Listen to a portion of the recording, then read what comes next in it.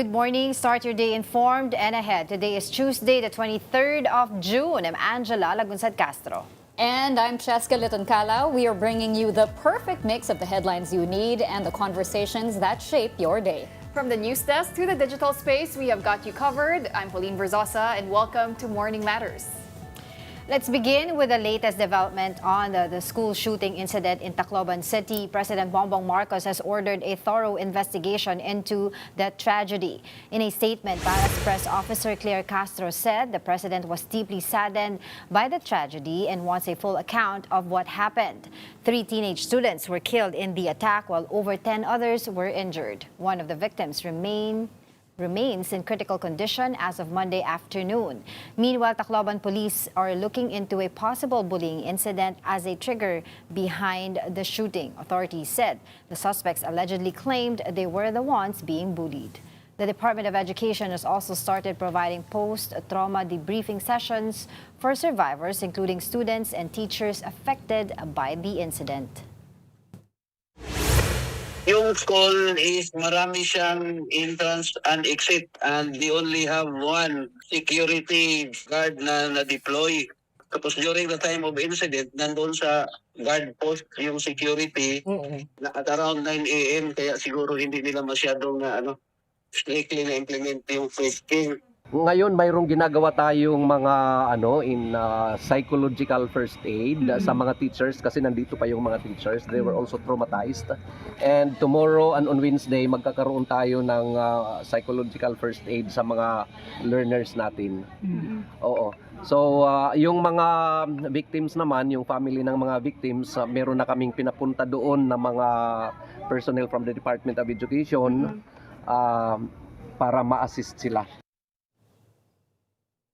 Okay, so I was talking to the PIO in Tacloban earlier today, and she said na one of the injured is still in the ICU. So this is very tragic, and we were also able to talk to Rex Gatchalian of the DSWD, and he said all programs are in place, all help nga daw or assistance are going to be given to all the affected individuals and students. And of course, we were talking about it also earlier kung kanino nga yung mga baril na yon, because they can be held accountable and liable bakit nandoon yung mga baril na yon. We found out that the other gun belonged to the aunt of one of the suspects, no? At kasi police nga daw yon, and then the other one naman from a agency in Cebu. But of course, this incident triggered discussions na naman doon sa Juvenile Justice Welfare Act, no? And there are talks saying na we should lower the criminal liability age kasi right now in that law, no, ang nakalagay doon na 15 below ay will be brought to youth what you call this, yung mga programs. No, facilities. So hindi sila parang liable doon sa ginawa na exempted sila no sa criminal liability. But if you are 15 before 18, you may be held liable, but kailangan muna nila makita kung ikaw ay may discernment. No? Ibig sabihin, alam mo kung tama or mali yung ginawa mo. So talagang it triggered a lot of discussions around it. Even more discussions would be, the laws and orders. Like for DepEd, there's a Child Protection Policy, Order Number 40. This was in 2012. Bans deadly weapons, drugs, alcohol on school grounds. It also protects kids from bullying, abuse, gang violence. There's the Anti-Bullying Act of 2013. And also, with regards to the firearms, so many laws were violated by this incident. We have RA 10591, Comprehensive Firearms and Ammunition Regulation Act. To own a handgun or to own a weapon, you have to be at least 21 years of age. And then the adults and the parents may be held liable if a minor accesses the firearm. Yun nga eh. And then law enforcement, government personnel, they face administrative and criminal charge, possibly, if minors are able to get their hands on a weapon. Because And what makes this story very difficult to process is because schools are supposedly one of the safest places for children, right? Especially for students. And we often hear about shooting incidents happening abroad, like in the United States, but it's very, very rare here in the Philippines. Exactly. So there are a lot of questions that need to be answered. What led them to this point? Is it bullying? Because if it is bullying, Could it have been prevented? Were there warning signs? What should the school have done? What should parents have done here? And of course, the access to firearms. And when it comes to the issue on lowering the criminal age for the liability, apparently in Asia, we're one of the highest, no, at 15 years old. Countries like Singapore, their minimum UK, age threshold is 7 years old. Actually, 7 to 10 years 7 to 10 years old. So you're going to wonder, no, should we do that? Is it as simple as lowering the age threshold, or is it also about addressing the factors that would lead them to that? Yung nakikita nila on social media, diba? Of course, bullying na rin, that's a very serious issue. And in the Philippines, actually, we're also one of the highest countries na may bullying incidents in schools. Bullying capital nga tayo, ang Pilipinas, in So, one of the studies. We know that happens not just online, di ba? In school, nangyayari rin yan. So it's very sad that aabot sa ganitong point. Ano? So, of course, there need to be discussions on reforms, policies, what could be done. Is it more guidance counselors? But also, are the current laws and ordinances being implemented? Yeah, kasi ang laki din talaga, even before we started this conversation, talagang naging usapin na yung kakulangan ng guidance counselor sa mga school, number one problem yan. And of course, yun nga, one could argue na the reason why medyo mataas yung age liability natin, criminal liability, because we believe in restorative justice, na these are kids, they don't know what they're doing, and they are also victims of circumstances. So, kaya hindi mo matapos yung usapin na yan because a lot were saying na paano matututo, paano matatakot yung mga bata if there's no punishment for them. To that point, their influences are very different from our influences back in like the 90s, the 2000s. And this Juvenile Act was made 2006 pa. So, baka kailangan amyendahan na yan. Senator Robin Padilla is pushing for this to be lowered to 10 years old. We're going to discuss this more with our guest later on. We have a representative from Save the Children Philippines. But meanwhile, the second day of the pre-trial conference in Vice President Sara Duterte's impeachment case ended without the process being completed. The House prosecution panel questioned what it called the defense team's failure to give specific details on its witnesses. According to newly designated legal spokesperson, Attorney Benjamin Tolosa Jr., the defense should provide a summary of each witness's intended testimony to help determine if the testimony is relevant or duplicated. But the defense team denies that it simply mirrored or adopted the prosecution's list of witnesses. Attorney Michael Poa, legal counsel of Duterte, says both camps submitted their pre-trial briefs at the same time, and the defense is ready to respond if asked by the impeachment court. Both the prosecution and defense, however, appear to agree on one point. 3 months may not be enough for the impeachment trial, which is set to begin on July 6. Because the guidelines specifically direct both parties to provide a summary of their intended witnesses. Because with that, that's how they'll understand if the intended testimony is relevant or not, if there will just be a duplicate of statement of another witness. They didn't adopt. Sabay naman kaming nag-submit ng pre-trial brief. No? So I don't see why it's being called mirroring or adopting. Okay, so now we've already reached the third day of the pre-trial conference. Extended. That it might even extend until Thursday, June 25. Ano? So that just goes to show how much evidence they're dealing with. They're not yet done marking the evidence. But what stood out to me yesterday was the prosecution already gave us a glimpse of their strategy in the trial, right? We've been asking members of the prosecution panel, ano po ba yung magiging order of presentation nyo pagdating dito sa articles of impeachment?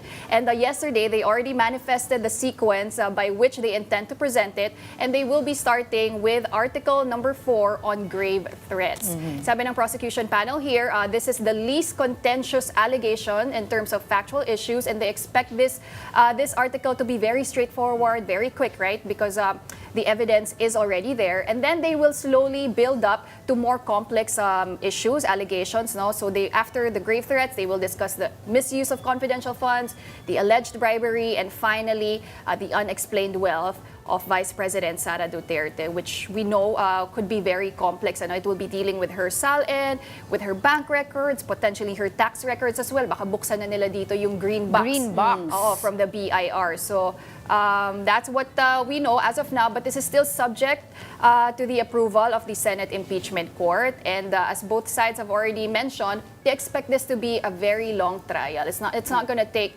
a few weeks. Ano, sabi ng prosecution, they're seeing that this will last for 62 days, while the defense is saying baka 30 days lang yung kailangan nila. But then again, the burden of proof is on the prosecution side. So they really want to lay down their case. Well, Articles 3 and 4 natapos na last week. Yung Article 1 alone daw has 4,000 documents. Imagine, di ba lahat yun kailangan Oh my nilang gosh. i-peruse. Kailangan itag, di ba? I-label. Basahin, kailangan i-mark, like everything. So, hopefully, this is finished by this week. Well, the target is by June 25, may bigay na yung pre-trial order, which is going to be the roadmap of how is the trial's gonna be, like in July 26. So, yun ang gusto nilang matapos. Hopefully by June 25, yun ang sinasabi nila. But of course, there are also mga parang mga contentious at saka mga debates pa regarding the evidence because may mga accusation na sinasabi ang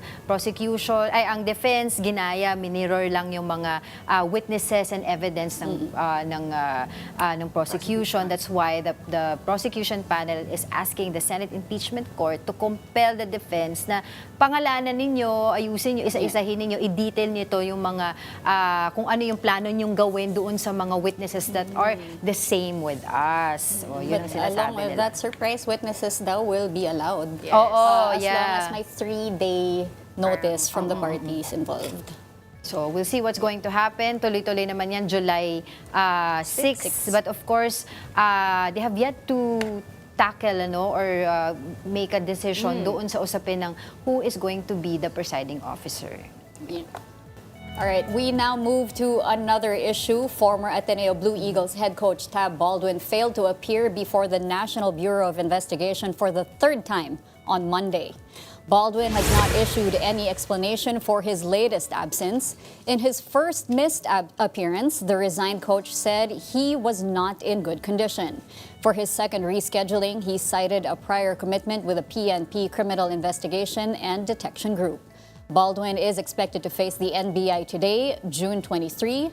This is part of the continuing probe into the deaths of two Ateneo student athletes, Divine Adili and Rene Baterbonia. Okay, so Coach Tab Baldwin is one of, I think, 20 individuals subpoenaed by the NBI. But also, are there consequences for not showing up so many times? They can be held contempt. Diba? Ganun So, lang. pero I think yesterday, the lawyers of strength and conditioning coach CJ Alumba and student manager Paulo Edevoso were there at the NBI Homicide Division, but they also did not speak to the media. As we know, like last week, Baldwin has since apologized to the families in a video, but both families rejected it, saying they still want explanations. Lots of questions still coming up regarding whether or not Ateneo will take a leave of absence in the UAAP. They said they're still studying the matter. There's already a new interim head coach, Louis Alas, and then an interim team manager, Nico Salva, who is replacing Epok Kimpo, who has also since resigned. So we're going to see also if Coach Tab Baldwin will indeed appear before the NBI today, because he is still scheduled to appear today. Last week, he appeared in before the CIDG. Ang tagal nga niya doon Oo, di ba parang Gabi nga late daw na siya. daw siya nakaalis. Parang 4 or 5 hours siya doon. So we'll see if he will show up. Hopefully, Coach Tab Baldwin will answer all these questions that we have, right? Pero there are also discussions on whether the UAAP should suspend Ateneo for a year. There are other critics saying na because nga in the past, like LaSalle was suspended for reasons about eligibility, but this time lives were Parang lost. So baka mas kailangan stiffer penalties yung ibigay. Yeah, so yun nga, no, there are growing calls for them to step aside or file leave of absence sa UAAP dahil nga dito to show accountability, sinasabi nila. Pero sabi naman ng Ateneo, they're not shutting down the idea, but we'll see what's going to happen there. I want to know also kung what happened doon sa autopsy.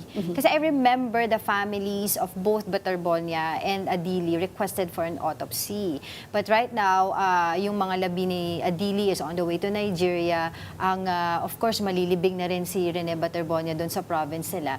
I've yet to see any autopsy report kung natuloy ba yon o hindi. So yun hindi natin malaman kung ano nangyari doon. Yung mas detailed, Oo, di ba? oo, Kasi oo. authorities already said na parang asphyxia, Yes, may oo, drowning. oo, yung mga ganon. Pero Oo. titignan Pero pa wala yung, pa official, di ba? kung Oo. may, yung CPR na rin, Oo, di ba? Yung yeah. investigation, if may pulse ba talaga si Divine nung na-rescue, was proper CPR done, ang dami pang tanong dyan. Yes, oo.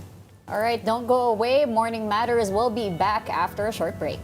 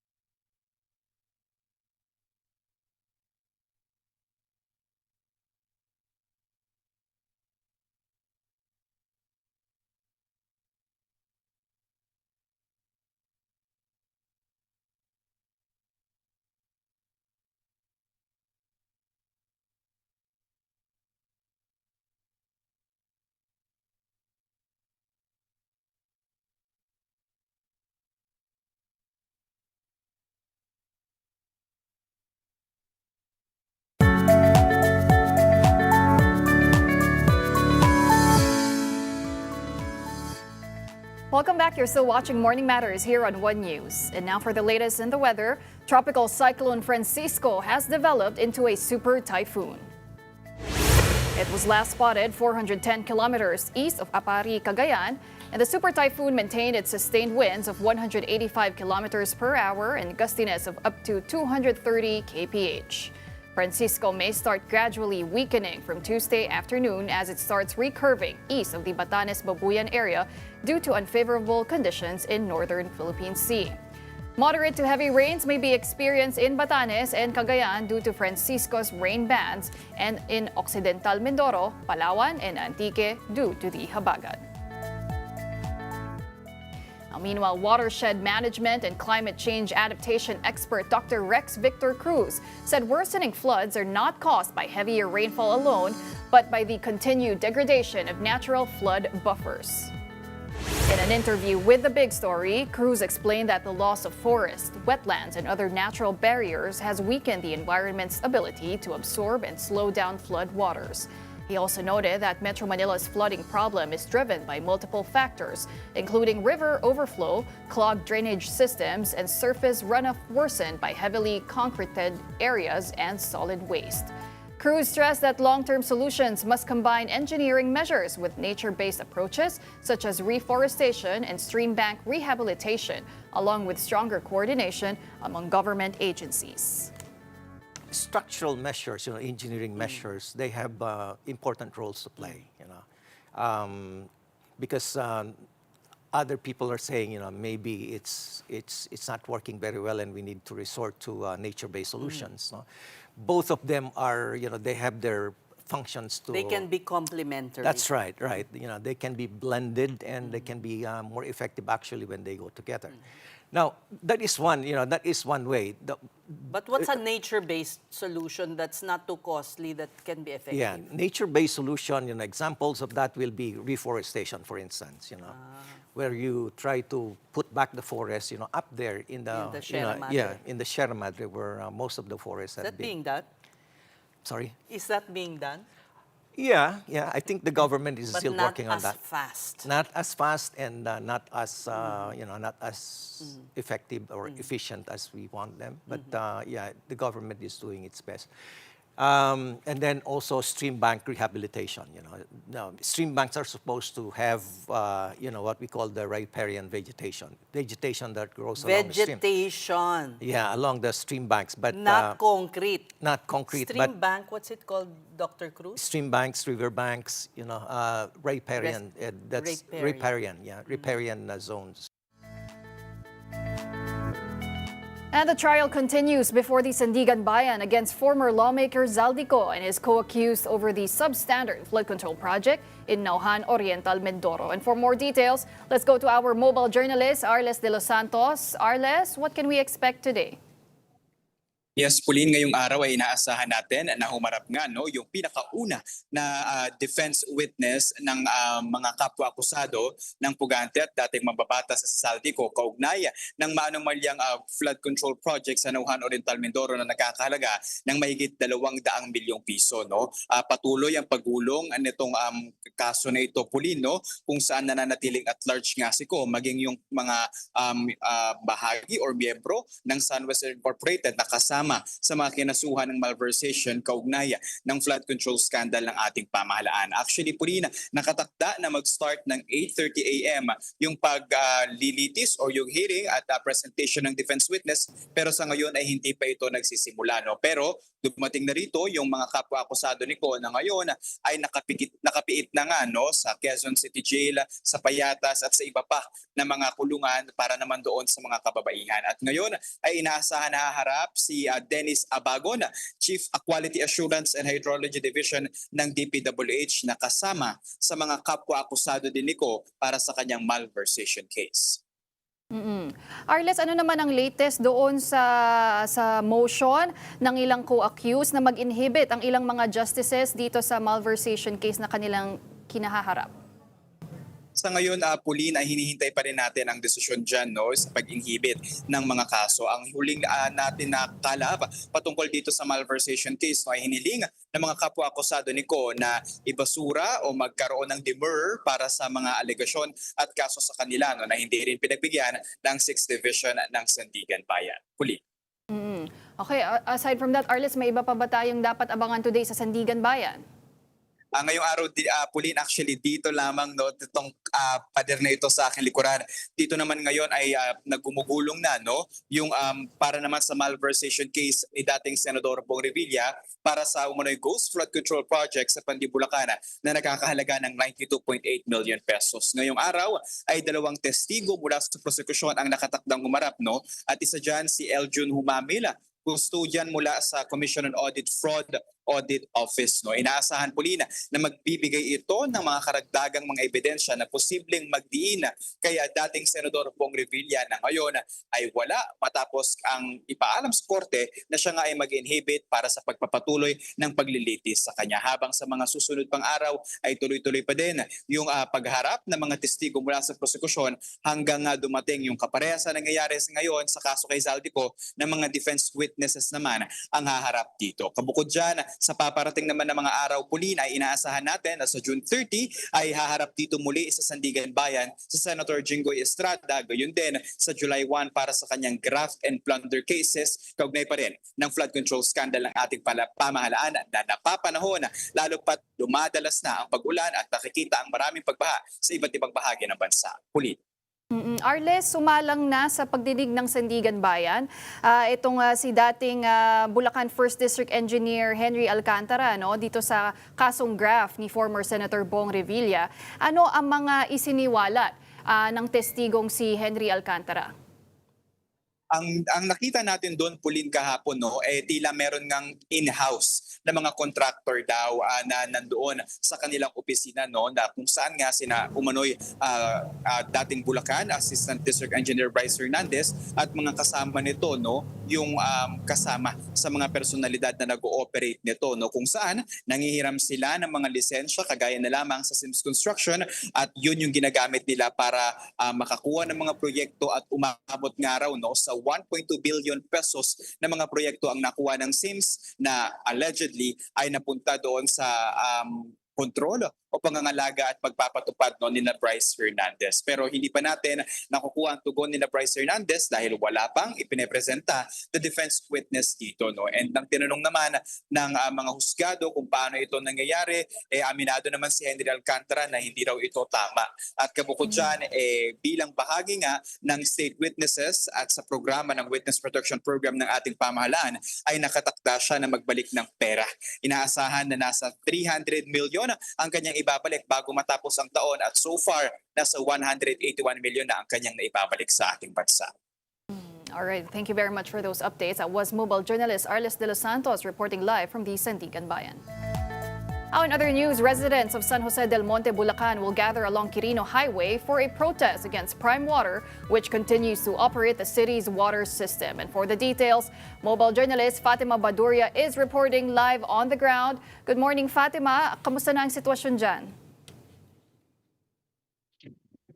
Pauline, actually mula sa Bulacan kahapon nakatakdang magtipon ang mga residente ng SJDM Bulacan at neighbor groups ngayong umaga sa tapat ng Las Piñas City Hall.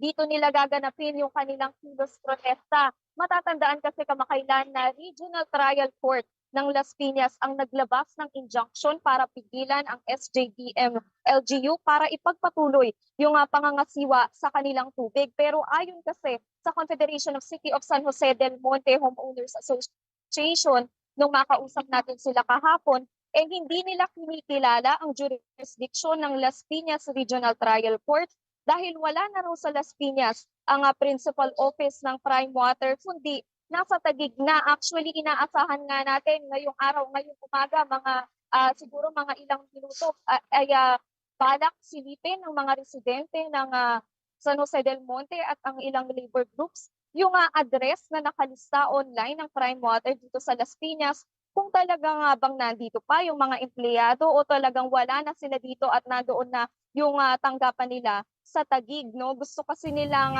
makahingi ng paliwanag kung bakit nakapagsampa rito sa Las Piñas yung Prime Water at nabigyan pa ng injunctive na relief.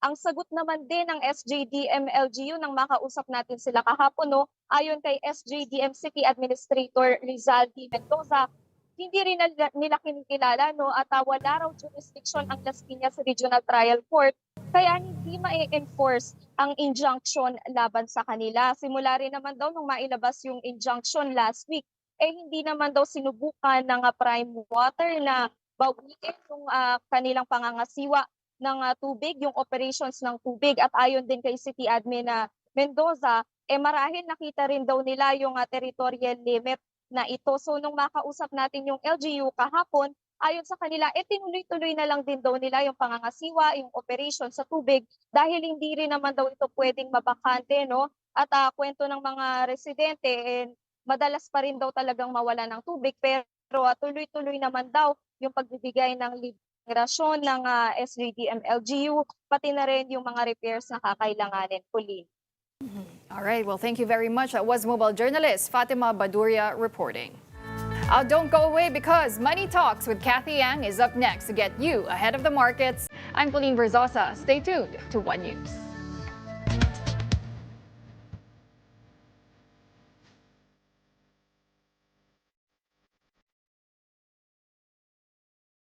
Welcome to Money Talks. I'm Kathy Yang, your intel on the Philippine markets and the economy. In the headlines, a double-digit rollback for diesel and kerosene this week as prices of gasoline also go down. This amid the renewed tensions in the Middle East despite an agreement signed by the U.S. and Iran. Moody's Analytics says the Philippines could face fresh inflation risks in the months ahead because of the looming El Nino. And Sharia-compliant insurance steps up to support Muslim and other underserved communities recover faster if earthquake hit Mindanao. We speak with Maricel Estabillo, PruLife UK VP for Sustainability and Tacloban Head.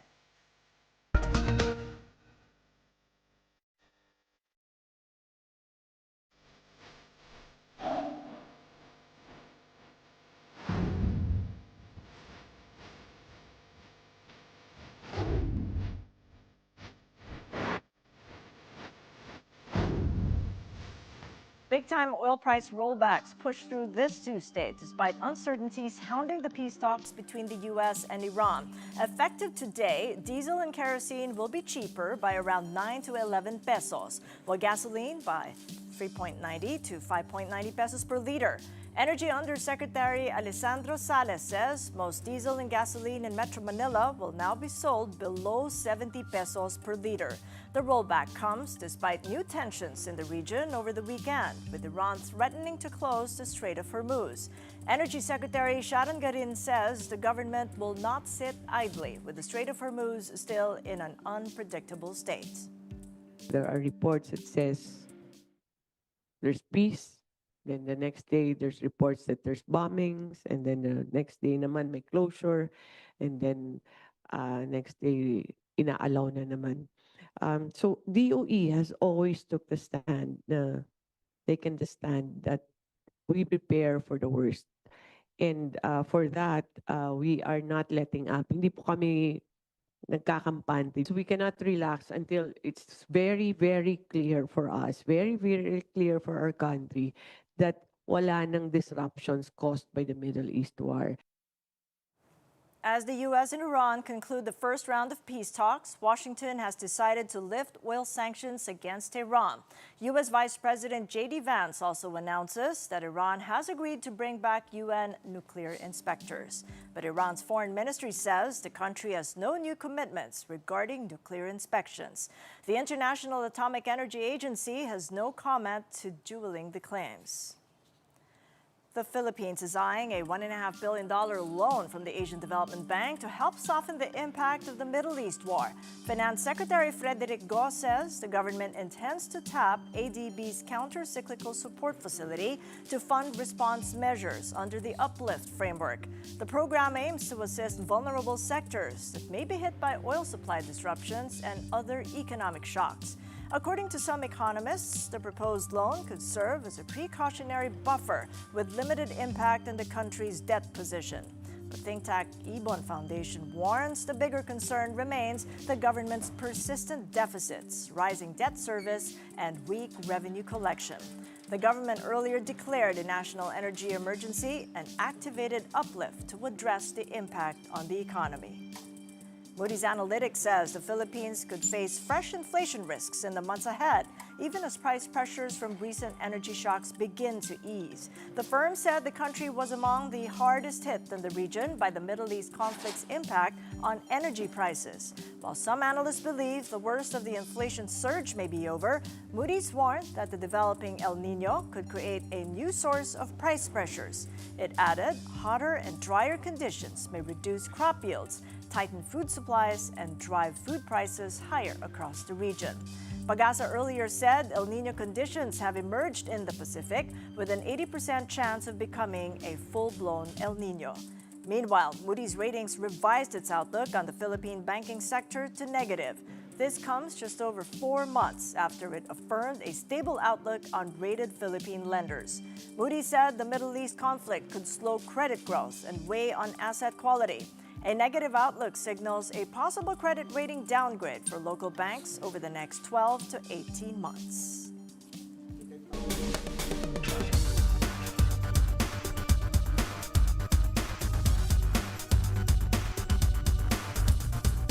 From the series of powerful earthquakes that hit Davao Oriental and Davao Occidental to a slower growing Philippine economy with elevated inflation and high interest rates, Filipino families are under pressure, especially in Mindanao and the Bangsamoro region as it prepares for landmark parliamentary elections in September.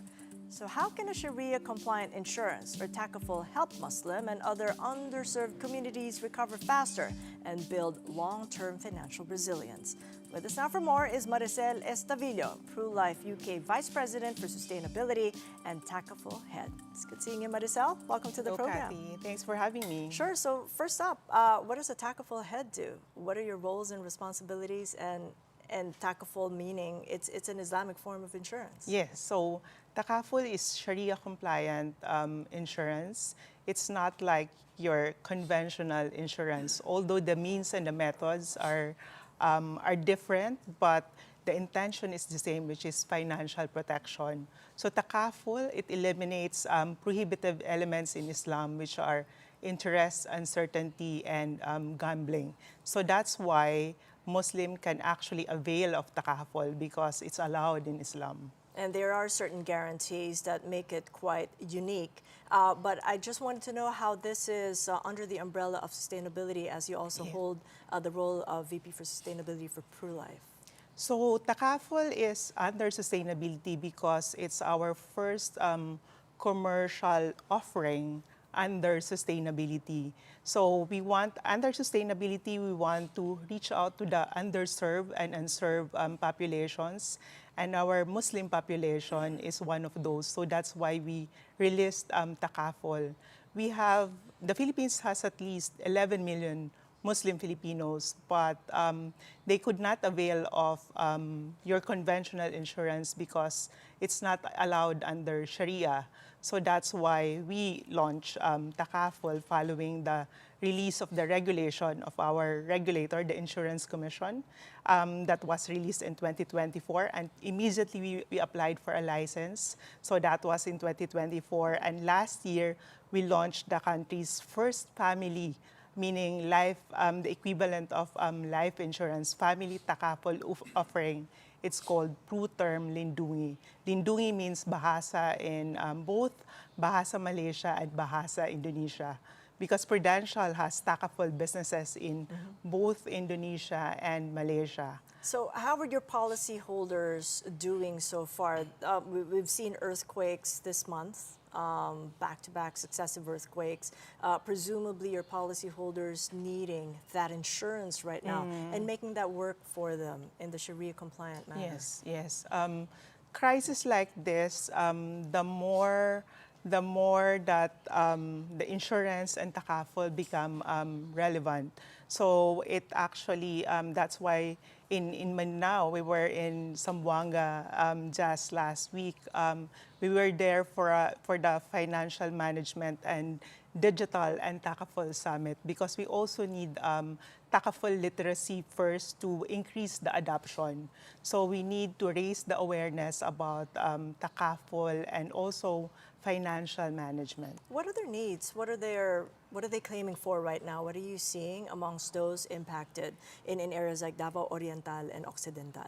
For Pro-Life UK, we're limited to life insurance, so death benefit, anything that concerns about life. So for takaful, for our first offering, the benefit is only death benefit for Pro-Term Lindungi. So are there any claims right now that you're seeing? None yet for Takaful. Okay, but Yes. how does it work then? I mean, it's a new product. You just introduced it late last year, but how do you envision that to work for those needing that insurance policy right now for those who have lost maybe breadwinners? It's the same. So it works almost the same as your conventional insurance. So you also apply for Takaful, and when you need to make a claim, you also do the same process as conventional insurance. But of course, under the Takaful regulation, at the back end, we have implemented interventions so that the offering and our Takaful window operation is Sharia compliant. So separate financial records, and the claim actually can the claim for Takaful, it comes from the Tabaru Fund. So it's called Tabaru Fund, meaning it's a fund owned by the participants. So it doesn't come from the shareholders fund like your conventional insurance. So that's one of the differences between Takaful and conventional insurance. What's the level of reception right now for Takaful policy, given that we're seeing higher interest rates, inflation, and presumably a lot more consumers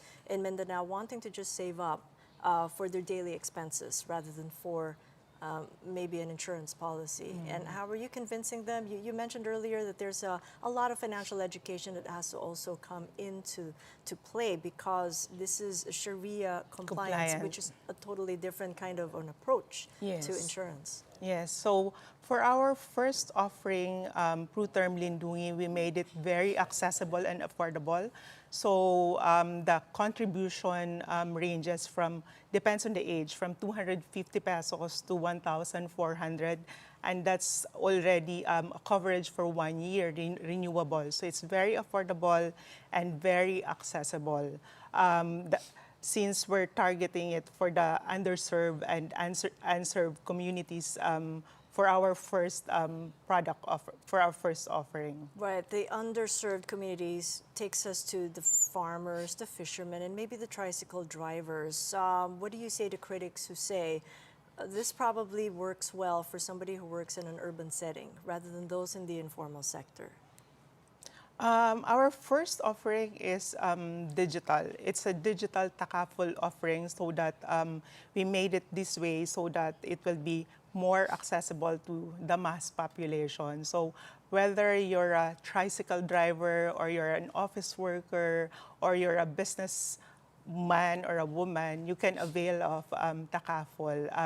You can avail it through an agent or directly through our online marketplace. It's called PruShop.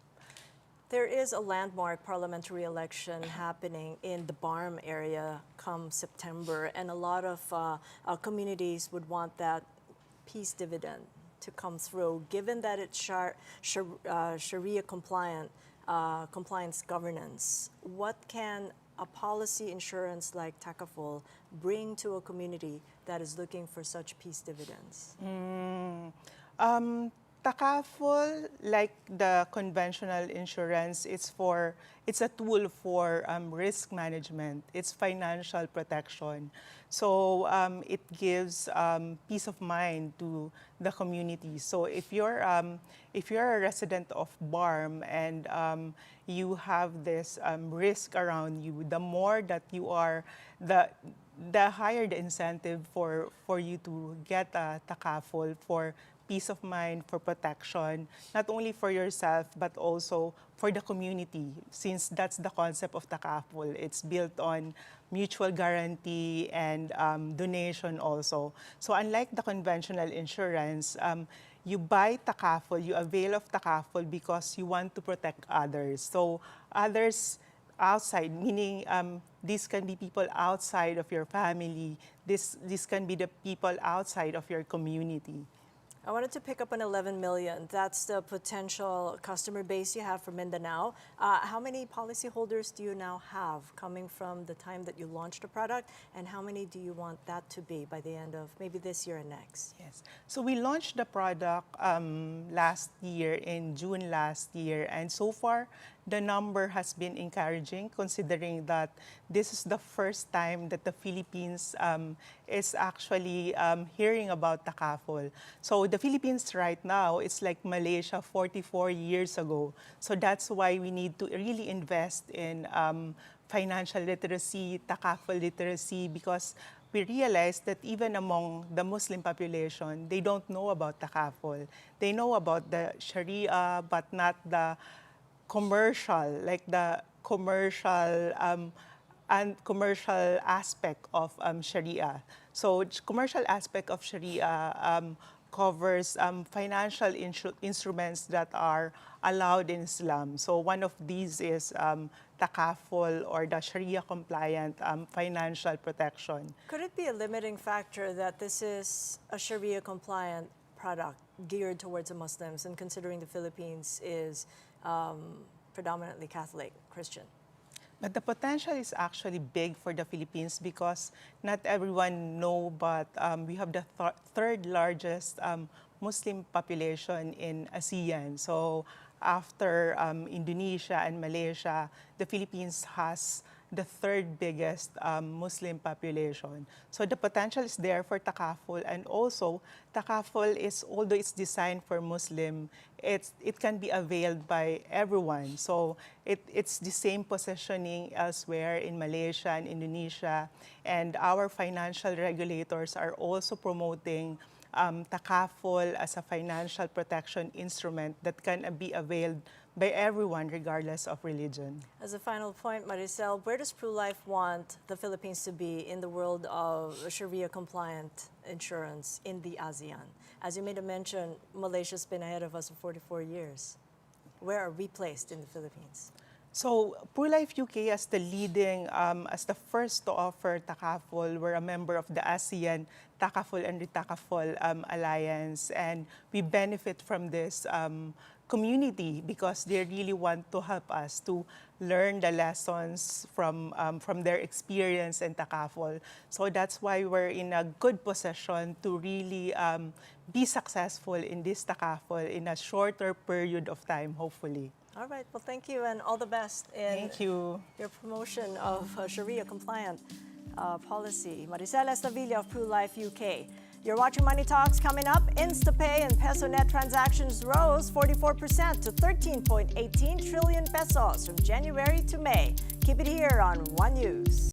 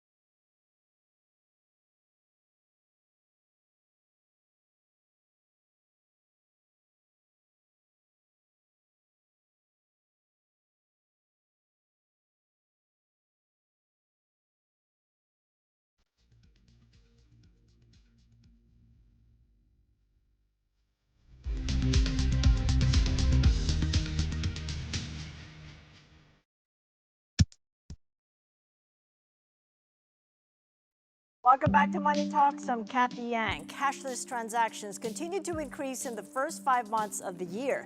Data from the Bangko Sentral showed the combined value of InstaPay and Peso Net transactions rose 44% to 13.18 trillion pesos from January to May. That was up from 9 trillion pesos in the same period last year. InstaPay accounted for about 6.6 trillion pesos in transactions, up by 61.5% year-on-year. PesoNet, meanwhile, recorded more than 6.6 trillion pesos worth of transfers, up nearly 31%. Jonathan Ravelas of Reyes Tacandong and Company said the figures show digital payments have become mainstream among Filipino consumers. He added the trend reflects a shift toward greater convenience, faster transactions, and broader financial inclusion. And a quick check on the Philippine peso. Opens a tad weaker, 61.16 to the dollar. Peso returns to the 61 per dollar level yesterday, weakening by 34.8 centavos to settle at 61.123 against the greenback. Traders attribute the drop to renewed tensions in the Middle East following the closure of the Strait of Hormuz again. Mike Ricafort of RCBC adds that the dollar's turned stronger due to the hawkish signals from the Fed. Checking in on the markets overseas, U.S. stock futures are a mixed bag in overnight trading. The Dow up 0.1%, the Nasdaq sheds 0.4%, and the S&P 500 declines by about 0.2%. Asian markets also a mixed bag this Tuesday. Australia's ASX 200 trading near the flat line. South Korea's Kospi down 1.2%, and Japan's Nikkei 225 falls 0.6%. U.S. equities ended Monday's session mixed. The Nasdaq lost over 1.3% on a choppy day for tech shares, with SpaceX falling 16% and Alphabet over 5%. The S&P declined 1/3%. The Dow rose nearly 1/3%. And Philippine markets were dragged by uncertainties over the peace talks between the U.S. and Iran. The benchmark PSEI fell 1.6% to close at 6,035, underperforming regional peers. The broader all-shares index slid 1.2%, with local counters all in the red except for holding firms. The 10-year government bond yields ticked up to 6.976% from the previous close of 6.969%. The Securities and Exchange Commission has issued a cease and desist order against Easy Franchise Technological Ventures, SunSpark Holdings, and several individuals for allegedly selling unregistered securities. The SEC says the respondents operated unauthorized investment schemes disguised as franchise ownership and management programs. Investors were allegedly promised passive income, profit sharing, and guaranteed returns, even as the businesses remained under the control of the respondents. The respondents were ordered to immediately stop offering, promoting, or selling such investment contracts and similar schemes. The SEC added that the offering of unregistered securities operates as a fraud that, if left unrestrained, harms the injuring public. One of the respondents, Jose Magsaysay Jr., says in a statement that he is taking the matter very seriously, but he won't make detailed public comments for now while he continues to gather the facts of the case. The Maharlika Investment Corporation has laid out its investment priorities as it seeks to build its portfolio. One of its key areas of focus, energy infrastructure. Our mobile journalist Fatima Baduria tells us more. Investing in off-grid power lines can eventually lower consumers' electric bill, according to Maharlika Investment Corporation. During Philippine Blockchain Week 2026, MIC says it is focusing its energy investments into localized transmission lines to help lighten consumers' burden. During Philippine Blockchain Week 2026, MIC said it is anchoring its investment strategy on national resilience, following the impact of the Middle East conflict on the energy sector. The sovereign fund is targeting transmission lines, which according to MIC President and CEO Rafael Consing Jr. also addresses ballooning electric bills over time. It specifically aims to lower the subsidies consumers pay to keep the lights on in remote islands not connected to the main grid.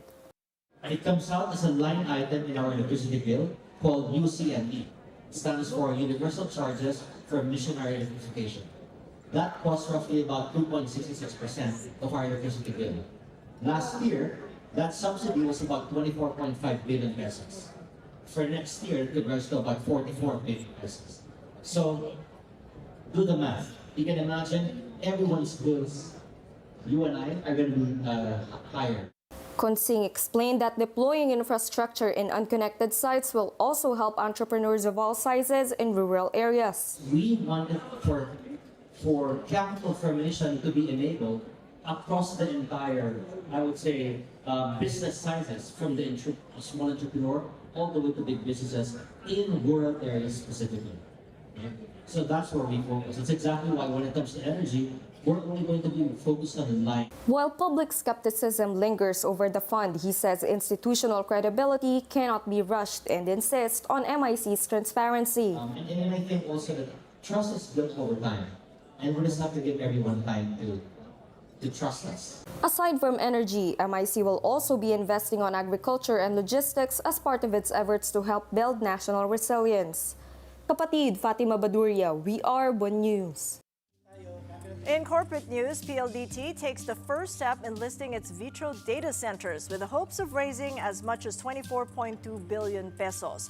PLDT yesterday submitted the application to list Vitro Inc., turning the unit into a real estate investment trust or REIT. Under the offering, EPLDT, the telco's tech arm, plans to sell up to 1.91 billion secondary shares with an over-allotment option of 286.96 million shares at the price of 11 pesos apiece. The public will own 48.95% of Vitro Inc. upon completion of the offer, leaving PLDT with a near half ownership. Vitro Inc. has 8 data centers in its portfolio, and it's yet to include the company's largest in Santa Rosa City, Laguna. Meantime, the Securities and Exchange Commission has released draft rules to provide incentives to market makers, including reduced transaction fees, liquidity rebates, and access to enhanced trading facilities. This builds on an earlier PSC initiative to improve market liquidity. And AirAsia is set to become the first local airline to operate the Airbus A220. It will be part of AirAsia's fleet by 2028. The carrier is replacing older aircraft to save fuel consumption and operating costs. And that is it for Money Talks. I'm Kathy Yang. Catch us again tomorrow at 9 a.m. Kapatid, we are One News, your side all the time. Morning Matters returns at 9:30 a.m. Have a great day ahead.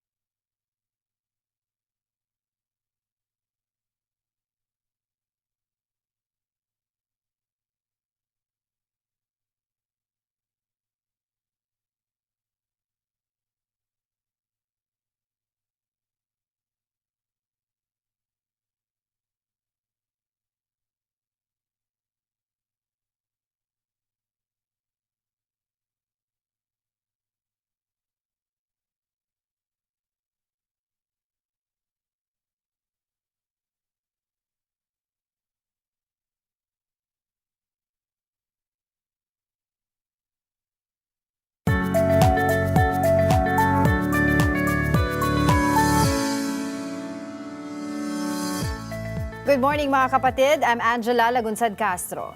The legal battle between the prosecution and defense teams in Vice President Sara Duterte's impeachment case is heating up even before the actual trial begins. On day 2 of the pre-trial conference, the House prosecution panel also questioned what it called the defense team's failure to give specific details on its witnesses. The prosecution also raised concern over 51 common witnesses listed by both camps. But Duterte's legal team denies that the defense simply mirrored or adopted the prosecution's witness list. They said both sides submitted their pre-trial briefs at the same time and they are already ready to respond if asked by the impeachment court. Lead House Prosecutor Jervil Ruistro also dismissed online claims that she was outmatched by Duterte's lawyers during the first day of the pre-trial conference. Both camps appear to agree on one thing: 3 months may not be enough for the impeachment trial, which is set to begin on July 6. Now, to help us understand their legal moves ahead of the impeachment trial proper, we're joined by House Prosecutor Representative Terry Ridon. Good morning, Congressman, and thank you for joining us again. Good morning. Thank you for having me. Yes. Now, Congressman, now that we are seeing thousands of pages of documents and multiple days devoted just to the pre-trial preparations, what does this tell us about the magnitude of the impeachment case against the Vice President? Well, alam po ninyo, ang ibig sabihin lang po nito, there is nothing in this world that can stop the impeachment trial from happening on the 6th of July. So tuloy-tuloy na po ito. No? So yung pong pre-trial, hopefully matapos po today. Kung hindi po matapos today, magtutuloy po bukas hanggang sa pagtatapos po ng linggong ito. No? So hopefully, yung pong panawagan para sa pananagutan sa paggamit po ng confidential funds, unexplained wealth, at iba pang mga mabibigat na usapin ay makakapagsimula na ho tayo pagdating po ng July 6. Right. But can the important evidence still be challenged or excluded later on, even if it's marked during the pre-trial stage? Siyempre, pwede kong erase pa rin po ng depensa ito. Wala naman po problema rito. But ultimately, it is the Senate Impeachment Court that will make a determination on which evidence to consider, which evidence to exclude. No? Ang pagtingin naman ho namin, lahat po ng mga ebidensya na relevant material dito po sa pagpapatunay ng articles of impeachment, dapat payagan po ito. In fact, even after the pre-trial proceedings, pwede pa rin pong magdagdag ng mga ebidensya at ng mga dokumento. So, wala po yan problema. Papabayaan po natin ang impeachment court itself to make that determination. Well, now that you mentioned that surprise witnesses are allowed, it was reported yesterday. So how do we make sure, or what safeguards exist to prevent abuse of surprise witnesses during the trial itself? Well, wala din naman pong surprise as in on the day itself po isasalang yung witness. No? So, kailangan pa rin pong meron pong pagbibigay ng impormasyon sa kabilang panig, whether prosecution or defense, kung magsasalang po na isang particular po na witness. Kailangan pa rin po ipakita yung pong dahilan bakit po siya isasalang sa witness stand. So, ibig sabihin, apprised fully yung po magkabilang panig kung sino man po yung yet to be disclosed witness na isasalang. And kung ito pong witness na ito, for example, ay hindi po nabanggit kahit kailan, and even yung pong offer sa kanya ay hindi po nabanggit during the pre-trial proceedings, yung pong Senate Impeachment Court will have to approve ito pong pagsasalang ng panibagong witness po na ito. Okay, so right after the pre-trial conference is the pre-trial order. Am I correct, Congressman? Tama po yun. Yung pong Senate Impeachment Court po yung maglalabas po ng order. Pag-usapan po dyan yung sequencing ng pong presentation of evidence. At syempre lahat po ng mga nailangkap dito po sa pre-trial proceedings na ongoing po ngayon. And this is parang actually the roadmap of what's going to transpire in the actual trial. But I was wondering what happens in between after the pre-trial order up until the impeachment trial sa July 6. Is this going to be just a waiting game for both the panels or may mga dapat pang gawin? Wala, yan na po yun. So after the pre-trial order is issued, yung po July 6 na po yung pinakamahalagang petsa ano naman ako I think we are less than 13 days to July 6, no? So, hindi Right. na rin naman po mahabang-mahaba yung pong pag-aantay dito po sa pagsasalang ng mga ebidensya. Can you also share with us, Representative Ridon, yung nangyari nung first day of the pre-trial conference? Because there are a lot of reports and napabulaanan na rin naman po yan ni Representative Jervil Ruistro, yung nangyari daw doon na sagutan at may mga kinain, nilamon ng buhay dahil doon sa mga arguments, etc. In your perspective, what happened there? Tama ko yung binabanggit ni Congresswoman Luistro, pero ang mas mahalaga po yung binanggit po ni Senate Secretary at Impeachment Court Clerk of Court Attorney Bantug, no? Ang sabi niya, wala talagang nangyaring kainan ng buhay, no? Ang meron sila po ay may hinain. So this is similar to what we had previously stated na wala pong nagkainan ng buhay, meron po kumain ng lumpia ng mga miyembro po ng panel, whether defense or prosecution. Okay, so why do you think na may mga ganong klaseng reports na lumabas right after the pre-trial conference on the first day? Well, alam po ninyo, syempre in as much as this is a legal fight, it is also a political and a propaganda fight, no? So, ibig sabihin, I don't want to impute naman po bad things, no, on the news organization that reported it. But I think it needs to be clear that it was a single source reporting. Tapos anonymous pa. No? And it will basically get subject to scrutiny pagka halimbawa, people in that particular room, hindi naman ilang tao lang po yung mga tao ron. Kundi I think there were around 100 people there that would basically refute what had been stated in that report. But surprisingly, this was used by Duterte supporters, no, particularly their vloggers and the influencers to really portray na talagang hindi daw handa ang prosecution panel. But I think that has already been resolved immediately and up until today na hindi po yung totoo. But do you believe, having said that, do you believe that there is an ongoing mis- and disinformation campaign? Meron talaga. No? So, let us not kid ourselves that there is a propaganda war being launched as well.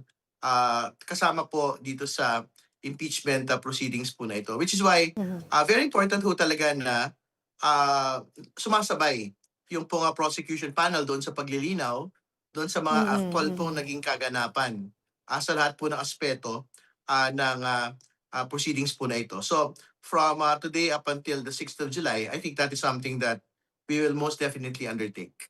Do you believe the agenda is for the prosecution panel to look weak in public? Well, syempre they had sought to do it. This is not the first time that they had sought to do it. They had tried to undertake an attack on the Maleta issue against public prosecutors, which we had vigorously defended against as well. No? So this is the second level of attack, and we had defended ourselves vigorously as well. So there is no end in sight in the propaganda and disinformation war of the Duterte supporters, but we will fight them fire with fire and statute by statute. No? So tuloy lang po ito. There's no end to it, and we will continue on up until the 6th of July until the impeachment trial is over. All right, let's go to the sequence of presentation of the articles of impeachment. Nakalagay po dun sa report, uunahin niyo po yung Article 4, which is the assassination threats. Article 1 next, misuse of confidential funds. Article 3, bribery and corruption. And last is the unexplained wealth, which is under Article 2. So could you tell us how did the prosecution decide on this kind of sequence? Why do you think or why do you believe this is the most effective way to present it? Well, yung pinakamadali po nga pagpapaliwanag dito, syempre yung threats po, is something na napakadali pong unawain eh. Kasi the thing speaks for itself. No? So hindi ko kailangan natin ng expert testimony dyan, hindi natin kailangan ng mga eyewitness testimony po dyan. You just have to go back to the video. And I think it has been clear in the House proceedings as to what the video was, and it will be clear during the Senate proceedings as to what the video actually intended to do. Okay, so the prosecution panel also, Congressman Ridon, has asked the impeachment court to compel the defense, no, to identify, no, specify yung kanilang mga witnesses. Bakit po ba, in layman's term, para po mas maintindihan ng ating publiko, bakit po ba kinakailangan gawin yon ng defense, no? At bakit po kinakailangan kayo pa po ang magsabi nun at hindi po nila ginawa ng kusa?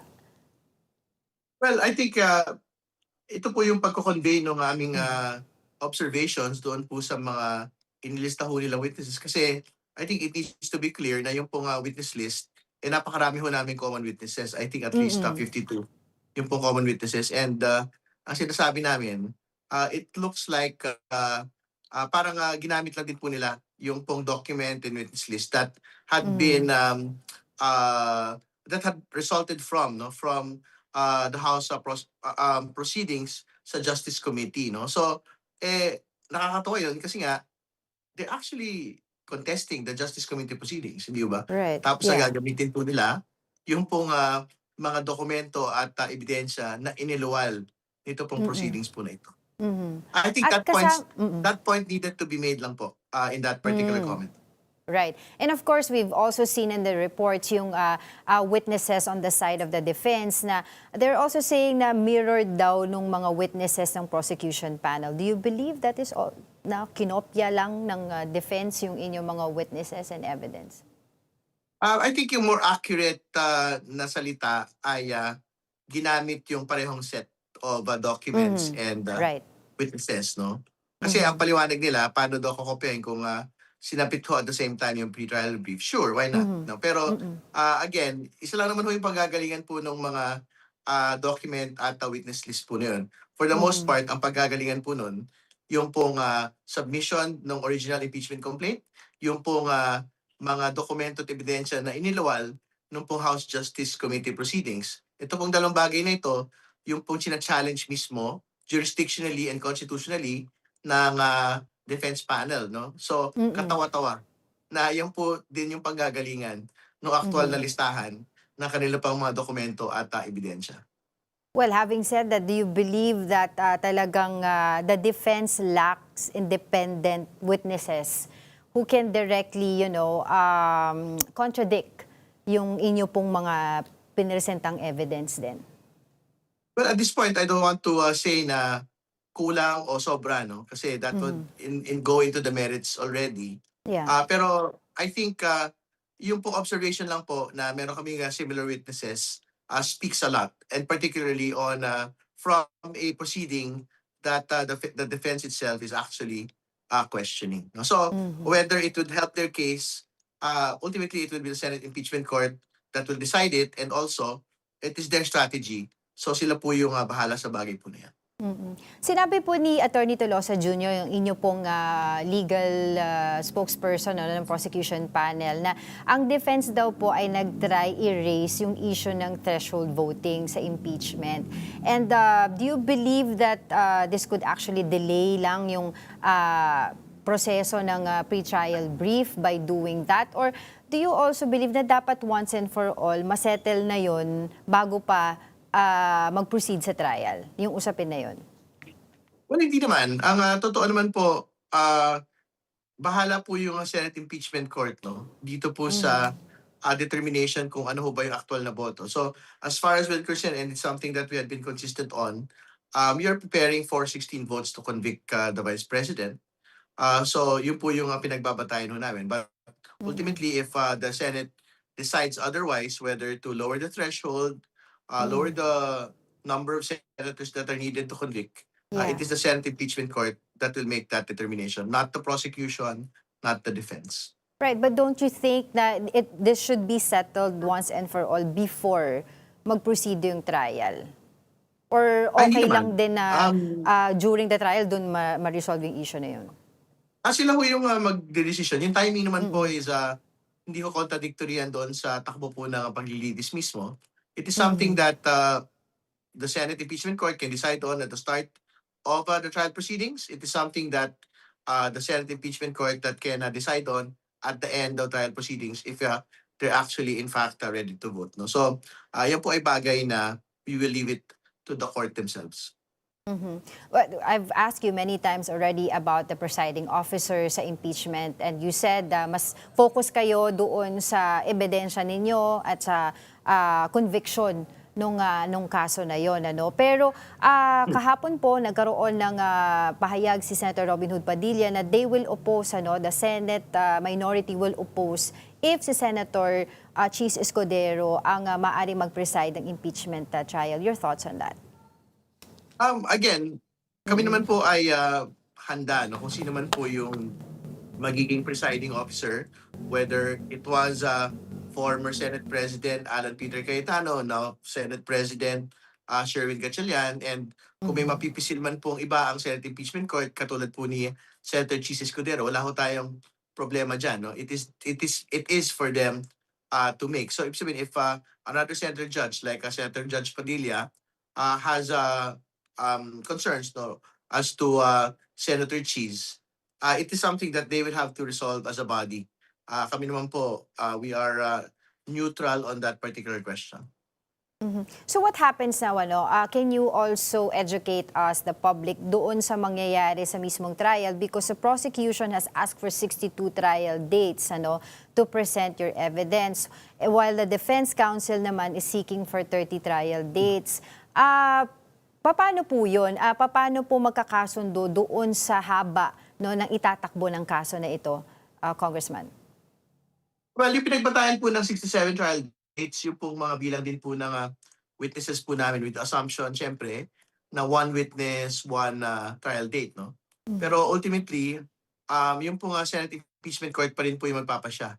Kung iigsian, or kung halimbawa pagkakasyahin ang isa o dalawa o tatlo o apat na witnesses sa isa pong trial dates, no? So, I think present lang ho namin yung talagang entire breadth nung kung pwede po itakbo ng trial. So, if it is the pleasure of the Senate Impeachment Court to finish with the proceedings in less than 67 days or within 2 months or 3 months, sila po yung bahala. We will submit ourselves to them. Right. So I remember bago po matapos ang House Justice Committee doon sa pag-present ng Articles of Impeachment before, ay may naiwan po kasing green box na dapat pong bubuksan o hindi. But this time around, are we sure, or to clarify also, na this will be opened during the trial? And how important is this box for your case? Well, nalaka po yan sa pre-trial proceedings po namin, no? So, yan po ay isang bagay na we will have to decide during trial proper if it's something that we would still want to present, no? So, tignan ho natin in the course of trial kung we will seek the opening of the BIR box. Kasi ang totoo naman po, even without opening the BIR box itself, that can actually convict the Vice President, no? So, yan po ay Right. kasi if we would seek to open the BIR box, may mga proseso po. So, the Senate Impeachment Court will still have to vote on it. So, it's something that we will have to decide going into trial po, if it's something that we would want to do. Okay, so you will have to decide. Ibig sabihin, hindi pa po siya kasama doon sa pre-trial na mga marking of evidence, Congressman? Kasama po. Sasama, So, pero ibig sabihin, i-decide nandiyan nyo lang po pa yan. lang. In the same manner that reservations had been made on specific witnesses. So we will decide as we get into trial yung pong whether we will seek the opening of the BIR box. Okay, so for ordinary viewers, what should they pay close attention to once the trial proper begins? Well, kailangan po talagang alalahanin ng ating po mga kababayan na dapat kasali po sila dito. Hindi sila dapat passive observer lang po dito dahil usapin po ito ng pananagutan, no? So, hindi ko dapat iasa lang sa mga matataas na politiko, sa mga kongresista at senador at mga abogado. Ito pong bagay na ito. Meron pong actual na personal na stake ang bawat isang Pilipino sa result nito pong paglilitis po na ito. Well, lastly, Kong, ano po ba ang gustong mangyari ng prosecution pagdating po sa presensya ng Vice President Sara Duterte? Very notorious po siya doon sa hindi pumupunta, no? Hindi po nag-a-attend ng mga hearings. And dito po sa impeachment trial, wala naman din daw po nakalagay sa konstitusyon na po pwede siyang umattend. Pero may option po siya na umattend. In your case, ano po ang inyong gustong mangyari, ang panawagan sa Vice Presidente once the trial starts? Sa amin naman ho, siya ho yung mapagpasya. Diyan po sa bagay na kung makakatulong po sa kanyang depensa na magpakita po siya, wala pong problema. Kung pagtingin ho nila, hindi ho nila kailangan magpakita, sila po yung magpapasya diyan po sa bagay na yun. But syempre, I have to note na marami din ho sa mga kasama natin sa Kongreso talagang panawagan sa kanya, magpakita ho sa proceedings. Kasi for the entirety of the time na meron po tayong pinag-usapan na impeachment, talagang hindi naman po siya nagpakita. Alright, on that note, maraming salamat po sa inyong oras muli, Congressman Terry Ridon. Good morning. Gandang umaga, maraming salamat. More matters to discuss after this quick break. Keep it here on One News.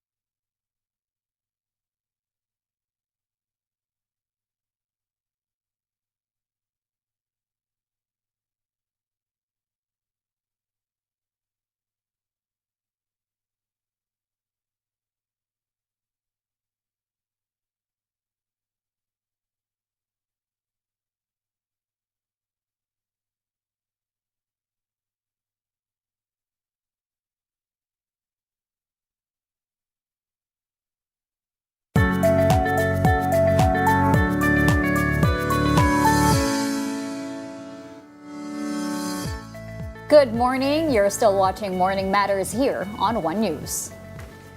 Authorities are now holding a press briefing regarding the shooting incident at San Jose National High School in Tacloban City. And for more details, let's bring in our mobile journalist, Jazz Paredes. Jazz, what's the latest? Yes, Pauline, no, inaabangan natin ang pagsisimula ng press briefing ng CADG kaugnay ng nangyaring insidente ng pamamaril sa San Jose National High School sa Tacloban, Leyte. Sa ngayon na inaabangan pa natin ang kanilang press briefing, ngunit ang mga nakuha nating impormasyon so far ay meron tayong tatlong casualties at meron din tayong 20 pilang ng mga sugatan. At 15 sa mga bilang na ito ay firearm-related injuries habang 5 naman ang hindi. Ayon yan sa panayam kay Tacloban PPO, PIO, Police Lieutenant Evelyn Diaz sa programang Ted Fyron and DJ Chacha sa 2FM, habang ang isa sa mga biktima na 15 anyos ay nananatili sa ICU. At ayon sa ating naking panayam kahapon kay PNP PIO Colonel Allen Reyco, ay kanyang isinalaysay ang kanilang nakuha mula sa initial na investigasyon kung saan yung naging pagpasok nitong 2 suspect ay planado law dahil tila pagpasok nitong 2 estudyante sa isang classroom habang ongoing ang klase ay wala daw itong sinabi at basta na lamang namaril ng mga estudyante habang may guro na nagkaklase. At bandang 9:20 ng umaga ito nangyari kahapon at makikita natin doon sa mga video na nakuha natin mula sa ilan sa mga biktima ay tila merong ilan na nagtago sa kanilang mga desk dahil sa sobrang takot at 2 rooms daw itong pinasukan ng 2 suspect, isa sa first floor at isa sa second floor. At sa ngayon, ang tinitignan nilang posibleng motibo ay grudge-related dahil sa isang kaso ng bullying nung sila ay grade 7. Ngunit ito ay base pa lamang sa inisyal na investigasyon at kanila pang tinitignan at bine-verify ang motibo ng mga suspect. At dahil nga itong mga naging biktima ay random daw at hindi itong mga sinasabing ng bully sa kanila noong sila ay grade 7. Sa ngayon ay under custody na ng PS1 Tacloban CPS itong mga suspect at ito turn over sila sa DSWD. At bukod dyan, ang ilan sa mga nakuha pa nating impormasyon ay edad 15 anyos at edad 14 anyos ang dalawang biktima, isang gumamit ng caliber 38 na revolver, habang ang isa naman ay gumamit ng isang 9mm Glock pistol na itong ginamit daw ng 14-year-old ay pagmamaari ng isang pulisuan mula PRO8 na tiyahin raw nitong 14 anyos. At sa ngayon ay iniimbestigahan na ito ng kapulisan at sinusiguro nila na patong-patong na kaso ang mahaharap ng policewoman na ito. At bukod dyan, ang gamit naman ng 15 anyos na grade na caliber 38 revolver ay nakarehistro sa isang security agency sa Cebu. Sa ngayon na ina-identify pa kung sino ang nagmamayari ng baril nito at ano ang koneksyon niya sa 15 anyos na suspect ng pamamaril. Pauline. Okay, Jazz, ano naman ang gagawin sa dalawang menor de edad na suspect? Sa ngayon, Polino, hindi pa tayo nakakatanggap ng update. Ngunit sinisiguro nila na kanila daw itong minomonitor at nangako ang kapulisan na sa ngayon ang kanilang pangako ay yung ipapataw na kaso dito sa may-ari ng baril na gamit nitong 14 anyos at ayon nga sa kanilang statement ay inatasan na ni Police General Jose Melencio Nartates ang investigador na bumuo ng matibay na kaso at para magbigay ng daan dito sa sino ang nagbigay daan para magka-access nga itong dalawang bata sa kanilang ginamit na baril noong sa pump insidente ng pamamaril kahapon.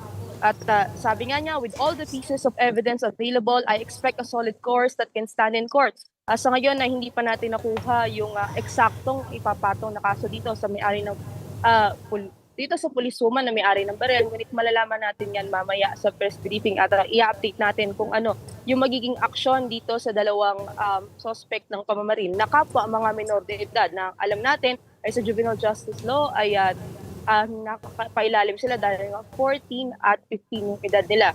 At sa ngayon, yan ang ating aabangan kung ano nga ba yung mga susunod na hakbang kaugnay nito. Pauline. Alright, thank you very much for that report. That was mobile journalist Jazz Paredes. Gilas Pilipinas heads to Brisbane for a week-long training camp before facing New Zealand and Australia in the 2027 World Cup qualifiers. Mobile journalist Denise Valdez-Sancho has the report. Gilas Pilipinas is heading into its toughest test yet in the 2027 FIBA World Cup Asian qualifiers. The national team will head straight to Brisbane today for a week-long training camp before taking on the Tall Blacks of New Zealand on July 3 in Auckland and the Boomers of Australia on July 6 in Perth. Despite the challenge of playing two powerhouse teams on the road, head coach Tim Cone remains confident that Gilas can compete against the region's best. Cone also expressed confidence in the new faces added to the national squad, including Mike Phillips, Justin Baltazar, and the returning Juan Gomez de Leaño.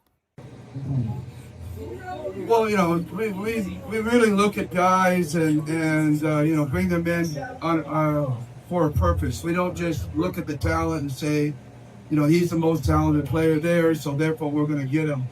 We try to make him come in and fit the puzzle of the vision that we have for the team. Among those eager to prove his worth is Mike Phillips. The LaSalle standout described his Gilas call-up as a full-circle moment, especially after overcoming major health concerns earlier in his career. Phillips revealed that after suffering multiple head injuries, there was a time when doctors warned him that his basketball journey could be over.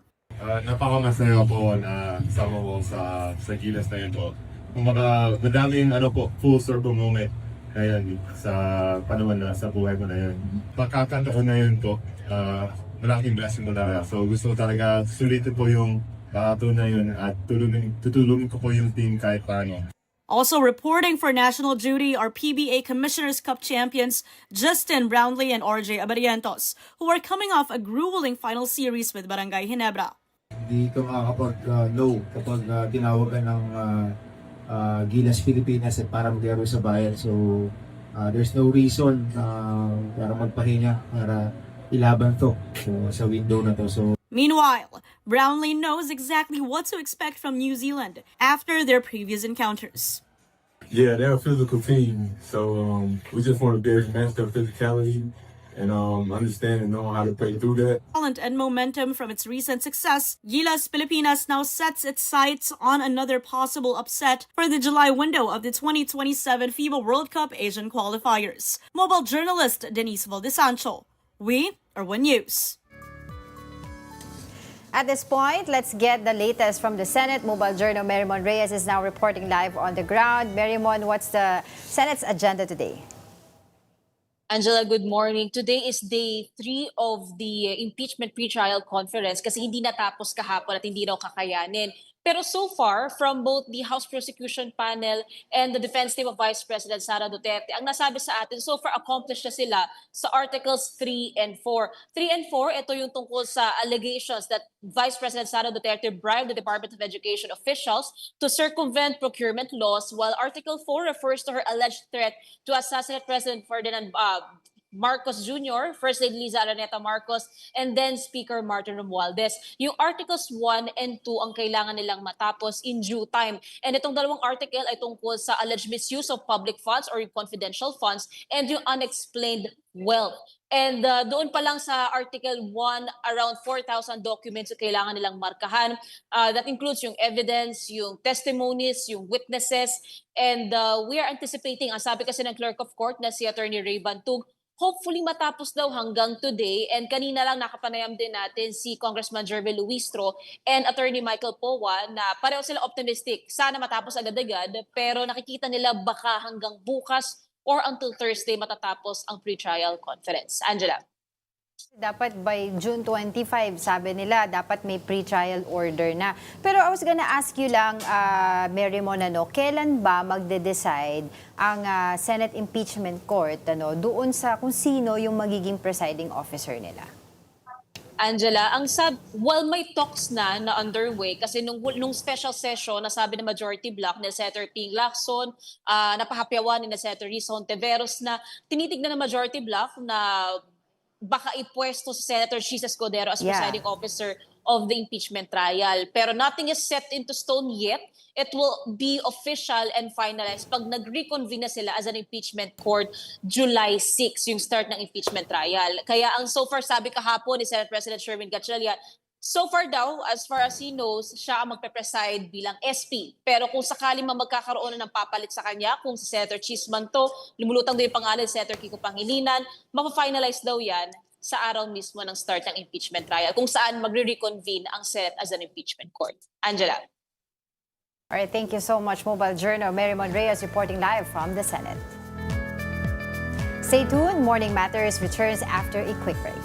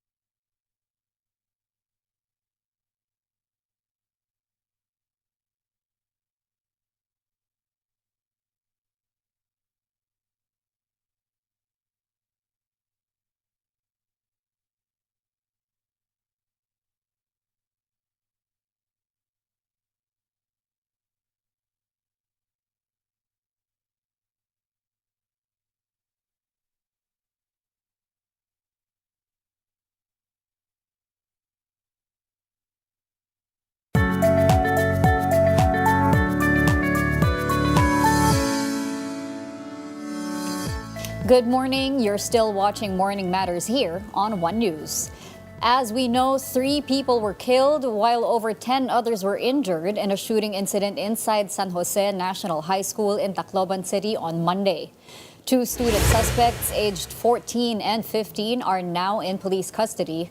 Tacloban police are looking into a possible bullying incident as a trigger for the shooting. The suspects allegedly claimed they were the ones being bullied. Meanwhile, a student involved in a separate stabbing incident that left 7 grade 5 students injured in General Trias, Cavite is under psychosocial care. Authorities say the student is showing signs of a possible depressive condition. Right, and joining us this morning is Melanie Liana, Child Protection and Child Rights Governance Portfolio Lead of Save the Children Philippines. Good morning, Melanie, and thank you for joining us here on Morning Matters. Good morning, and thank you for inviting us here. All right. Well, first of all, Melanie, it's very unfortunate that we are talking about such a sensitive and tragic topic this morning, but let's try to break this down. As someone who works closely on child protection issues, what does this latest incident say about the challenges that young people are facing, as well as the current gaps in our system? There are so many issues involved here. And as what you mentioned, child protection concerns.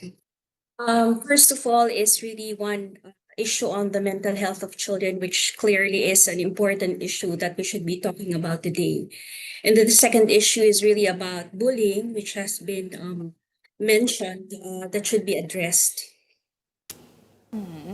But now we've seen back-to-back incidents in Tacloban. There was also one in General Trias. How concerning, Melanie, are these back-to-back incidents involving students? From a child protection standpoint, these back-to-back incidents are really deeply concerning. First, because when we see multiple cases of violence, such as shootings and stabbings occurring in and around schools, no, it signals not just an isolated case, no, but really some gaps in the systems that are meant to protect children. And the schools are supposed to be safe spaces. And when violence reaches these spaces, it really disrupts children's sense of safety, in their security and their trust. And what makes this issue also concerning is the impact on children, not just those who are directly affected, but also those who are involved and those who witness or hear about these incidents. Melanie, there are obviously several lapses in schools. What were the lapses that led to these incidents, and how can this be prevented from happening again? There are many things that we should be looking at. It's not just the physical safety in the schools or the security of the children, but that's also an important factor, but also the emotional safety. I think one of the issues here are that we need to really look at is the mental health issues that children face, no, in the schools. And what really needs to be done is to really do early intervention and to assist children who need mental health and psychosocial support at this present time. Well, police are now looking into bullying as one of the possible motives of the suspects. But from your experience, Melanie, how serious of a problem is bullying now in the Philippines? And if it is left unaddressed, could it really contribute to violent behavior among children? Yes, bullying, whether in schools, online, or in communities, can really have a very profound impact on children's mental health and sense of safety. And according to our discussions with children complaining about all forms of bullying, whether physical and online. And I think the DepEd is also seeing this as a very important issue that needs to be addressed. ASA. Melanie, a while ago you mentioned early intervention, and we always hear psychosocial intervention. One of the attackers, I think in the stabbing incident, was brought to a mental health facility. What are the signs? Because obviously you cannot assess every single student. You can't diagnose every single student that comes through the doors. So how do you decide which child needs more attention compared to the others? There are many behavioral indications, no?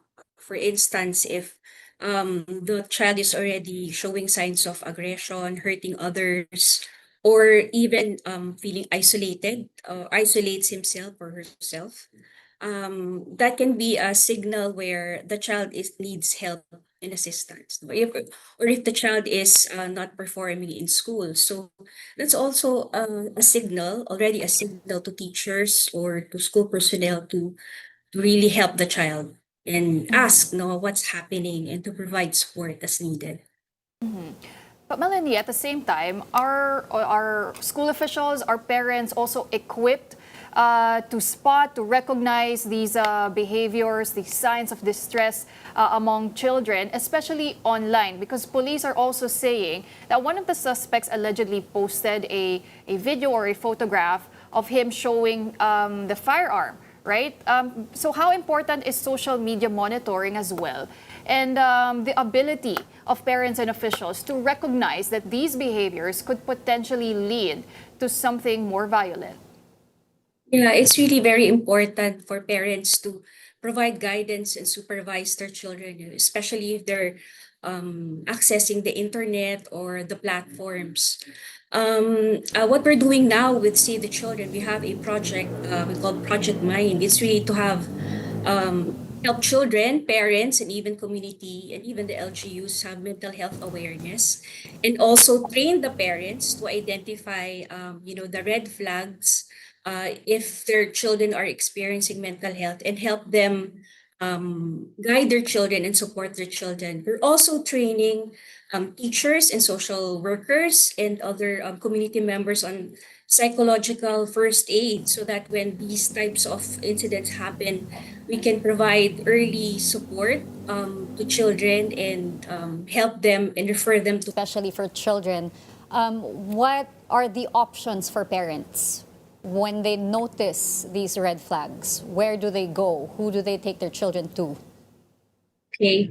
Parents can actually go to the schools, can also, of course, talk to the guidance counselors. They can, some LGUs have mental health programs for children. They can also reach the LGUs. We have hotlines, Makabata Helpline 1383 can be contacted. Some LGUs also have their own particular hotlines like Quezon City 122. Then there are also some NGOs that provide, referral to different mental health practitioners for psychosocial support, mental health and psychosocial support. And I'm curious, Melody, what is your take on parents policing the use of social media of their children? Because we know nowadays young people are constantly exposed to social media, right? To different types of content online. But how big of a factor is social media as well in shaping how people see violence, right? We're bombarded with different types of content, whether it's short form or long form, but there's also that responsibility, right, in platforms and even parents in patrolling and policing how their kids are utilizing these platforms. Yes, we all know that the guidance of parents and supervision is really very important, especially for younger children. That's why we shouldn't leave them just accessing the internet without proper support or even, orienting them on the dangers of accessing certain platforms or the content that they see online, especially if they're very violent. So for younger children, for instance, it's very important that parents do not just leave them with the internet. And then there are parental controls also that must be set in those platforms so that children don't access violent information or violent scenes or even interact with potentially with people who can harm them. Yeah. Melanie, once upon a time, the influences on children were very limited. Peer pressure, the people they surround themselves with in school or their friend groups. But obviously, in the digital age, that opened up an entire can of worms. What are the other possible influences that parents should watch out for? Well, there is also artificial intelligence, there's a lot of challenges that we see children facing online, no? Not just bullying, but also of course online sexual abuse and exploitation, which perpetrators can access children online and groom them and exploit them uh, if they are not properly protected. So it's really important for us, especially for the internet platforms, to put in safeguarding measures for children not to access these types of harmful materials, and of course for parents also to guide their children in while they navigate online. Now, going back to the tragic shooting incident that took place in Tacloban yesterday, the suspects in this case involved minors, a 14-year-old and a 15-year-old. And one of the most alarming aspects of this case is that they were able to gain access to firearms. Melanie, in your opinion, what is the most appropriate way to handle minors involved in crimes of this scale? Well, there are a lot of levels that we should be looking at. Of course, first, in the space of the family, there needs to be supervision and guidance. We know that. But in the case of these children, uh, well, their cases are now being handled under the law, the Juvenile Justice and Welfare Act. So I think the social workers will be taking care of their cases from here on. But the schools are also places where children should be protected. And in these cases, really early intervention in trying to assess which children really need support, who are at risk of committing violent crimes, would need to be identified so that they can be properly supported, so that they would not resort to violence if ever they are experiencing anxiety, distress, or mental health concerns. Melanie, while we're on this, can we get your thoughts on calls to lower the age of liability in RA 9344? Well, say the truth of things, that's not the solution to this problem. The solution is really to implement the law. There are safeguards already in the Juvenile Justice and Welfare Act, and that needs to be implemented. So, while children who have committed heinous offenses, who are below 15, who commit heinous offenses, do not have criminal liability and cannot be tried in court, but they will need to undergo intensive juvenile interventions and be placed in a bahay pag-asa so that they can undergo intervention, but they will be provided intervention so that this will not happen again. And then there's also civil liability of the parents. For those above 15, their cases will be handled under the juvenile justice system. So cases will be filed, and then they will also be housed in the bahay pag-asa. Melanie, Their cases. sorry. So exactly what kind of interventions are we looking at when a child goes to Bahay Pag-asa? There are a host of interventions. There's a multidisciplinary team who will be assessing the child learners, psychologists, social workers. So the intervention will be customized based on the needs of the child.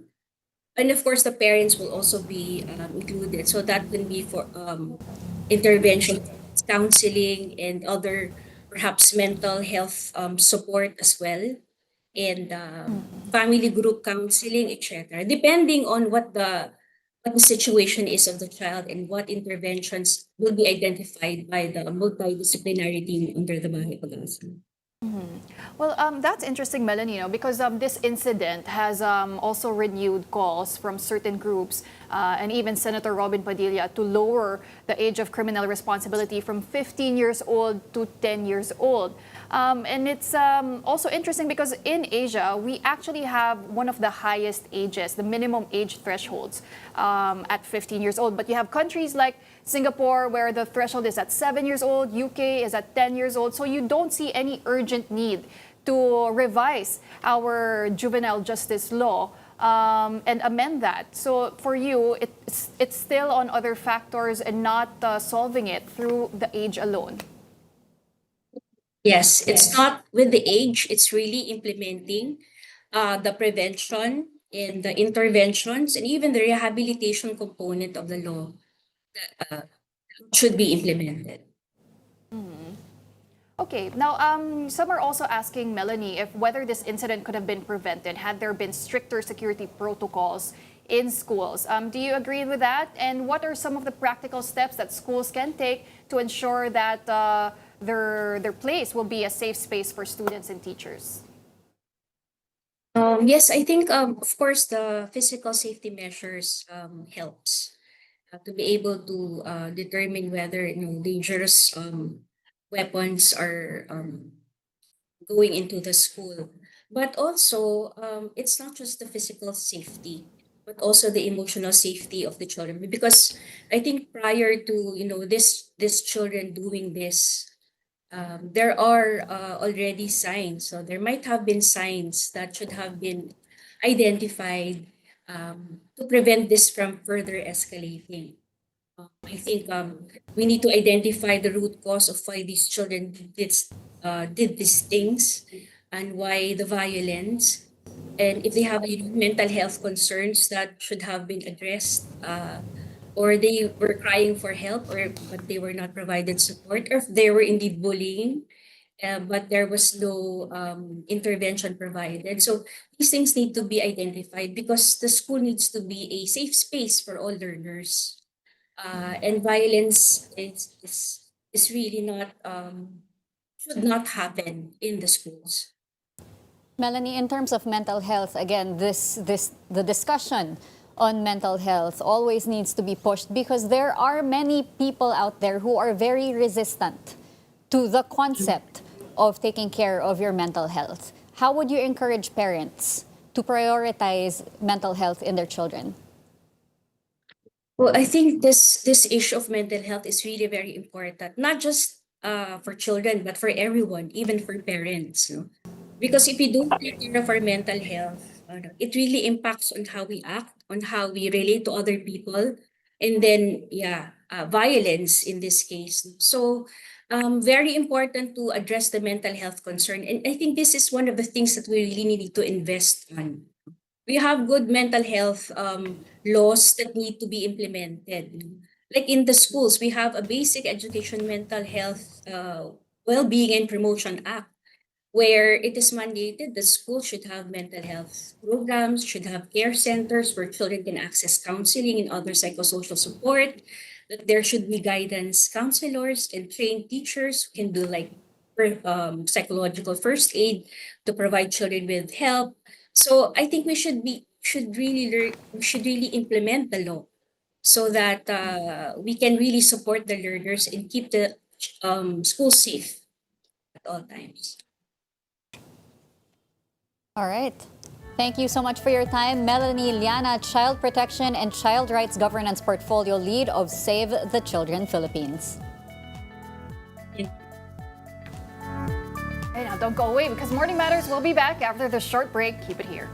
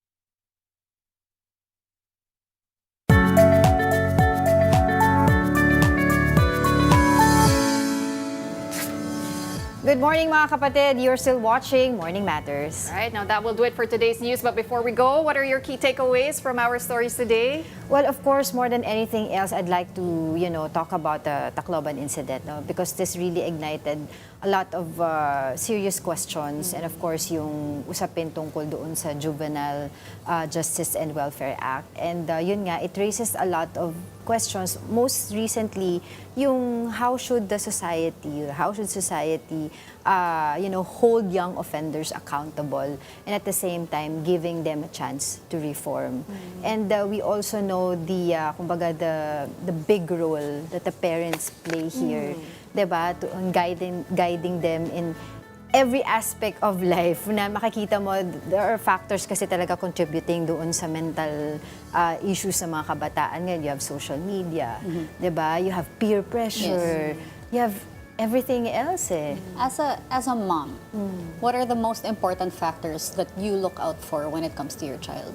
When it comes to ako talaga always respect for others and making God the center of your life. As much as possible, we don't want perfect children, no? We just want them to learn how to communicate with us. Kasi yun talaga importante. A simple, kumusta ka, as a parent, kamusta, how's your day, would ignite conversation with your child. And from then on, you will learn ano yung pinagdadaanan ng mga bata. That's why importante talaga ang role ng mga magulang sa mga bata. Thank you, our Mama Matters. Mama Matters. No, because sometimes you think that the younger generation now are more in tune with their emotions, diba? Mas woke na sila, sabi nga nila, diba? They're more expressive. They've given platforms kasi to express exactly themselves. with their emotions. But there are still instances of bullying, of cases where they would rather keep other problems to themselves. Kaya it's very important to always have discussions with children so that they have an avenue to release their emotions. And bullying is, just ko hanggang ngayon, problema pa rin yan, no? And also, it's one thing to express emotions. Everyone has emotions, but not everyone. Thank you. Hindi, kasi this is really an important discussion eh, talaga. We will continue to, follow this story and syempre we want accountability as well, of course, chance for the children to solve this problem.